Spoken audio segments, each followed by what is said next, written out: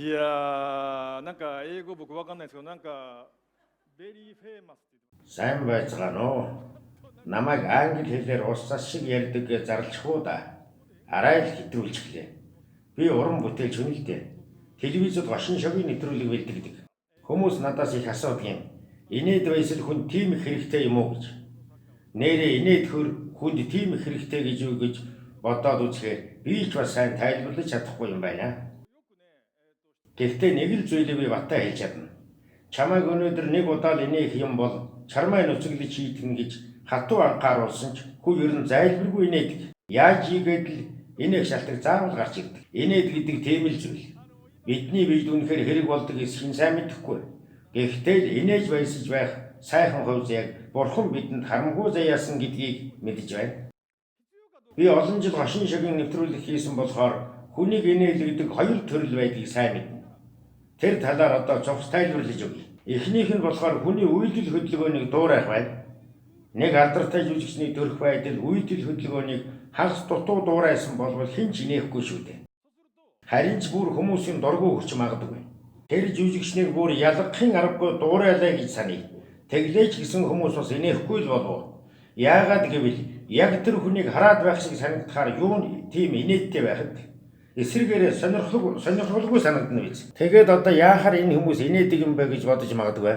Хагас дутуу дуурайх, яг адилхан дуурайх хоёрын өчүүхэн зөрүүн дээр л хошин шогийнхны торгон мэдрэмж ажиглагддаг. Тэр нэг үл ялэг зөрүүг мэдэрч ойлгоод инээдтэй хошин шог байдлаар дүрслэж гаргавал сая хүмүүс инээж хөгжиж чаддаг. За хоёр дахь нь болохоор санаанд ороогүй, санамсаргүй зүйлд инээх гэдэг төрөл байна. Энэ нь юу гэсэн үг гэхээр гараа халаасандаа хийчихэд додгоор гэж дээгүүр хараад алхаж явсан хүн гэнт таварцаглаад унчихвал хинж гисэн хамраа чимхэд нуг хийн инээх нь гарцаг. Бас миний нэг халзан толгойтой найзын түүх байна. Тэр нэг удаа хилцийн залуучуудаа дуудаад хурал хийжээ. Гэтэл нэг залуу хүмүүсгүй өчигдөр өсчөнд очиод үсээ засуултал үсээ юм муухай тайраад онцгүй болгочихлоо. Би одоо яаж хүний нүүр харнаа гэд урваагаас сууж явах юм гин. Хурал хийхээр цугларсан бүх хүний сарай дүнсийгээд иртэл нөгөө найз халзан толгойт маань. За муухай засуулагч яамаа байна. Урагчих нь үз. Харин би гэдэг хүн толгой дээр нэг ширхэг хялгас чарлгүй 15 жил боллоо. Үсээ муухай засуулж нэг үзэх юмсан. Гэж хэлтэл нөгөө дүнсий суусан хүмүүс нэр хийтэл инээлцэн гинлээ. Энэ жишээнээс бид юуг ойлгож болох вэ гэхээр ер нь асуудалгүй амьдрал гэж хаанч байдаггүй. Гэхдээ асуудалтайгаар нүүр тулаад тэрнийг бүр зоригтой гаргаж илэрхийлж чаддаг хүмүүсийн амьдралаас асуудал харин ч зогтдог. Тэгээд тэр асуудал гэж яриад байгаа зүйл чинь чамайг хамгаалах зэвсэг болж хувирдаг. Мэдээж асуудал зовлон бэрхшээл гэдэг их онцгүй муухай зүйл л дээ.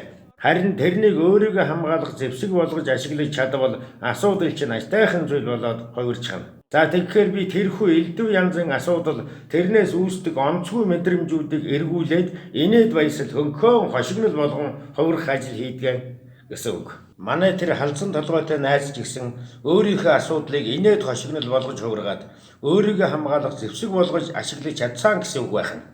Энэ мөхөнтэйгээр ямар хэрэгтэй гэж хүү ер нь өөрийн дутагдaltaй тал асуудлаа хэнд ч мэдгэхийг хүсдэггүй л үстэй. Харин ч битгий мэдчихээсээ бүү анзаараасаа гэж хүсэж явдаг. Нуух далдлах тусам улам томорч чамайг эргүүлээ зовоож идэж эхлэн. Чиний амьдралыг там болгож хувиргана. Нэг алдартай хүний хэлсэн үг санаанд орлоо. Инээд хөөр гэдэг бол хүмүүсийг энгийн замаар хоромхон зуурт эзлэн авч чадах хамгийн шилдэг арга гэж хэлсэн байдаг да. Яаж зуурлаж түнтгнэж суусан хүн инээдтэй яриа сонсоод өөр ирэхгүй л бисхийтэл инээчдэг үстэй. Ямар ч хүйтэн зөвөн уур амьсгалтай орчин баяр баясал инээд хөөр дунд гисдэг шүү дээ. Тэр онцгой уур амьсгалыг зөөлрүүл чадаад дээр нь бүр өөрийн дутагдaltaй, асуудалтай талаа ижилэн байж эергээр эргүүл чадна гэдэг хэний ч хувьд хамгийн аз жаргалтай мөч байх нь ойлгомжтой. Би ч та нар ч ав адилхан. Миний халзан толгойтой найз ч ялгаагүй.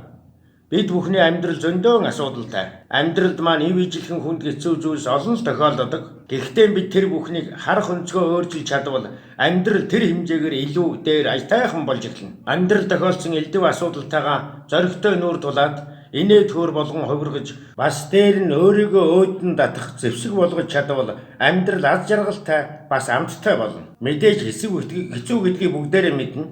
Амьдрал хэцүү байхад юуны чинь инээж баясах вэ?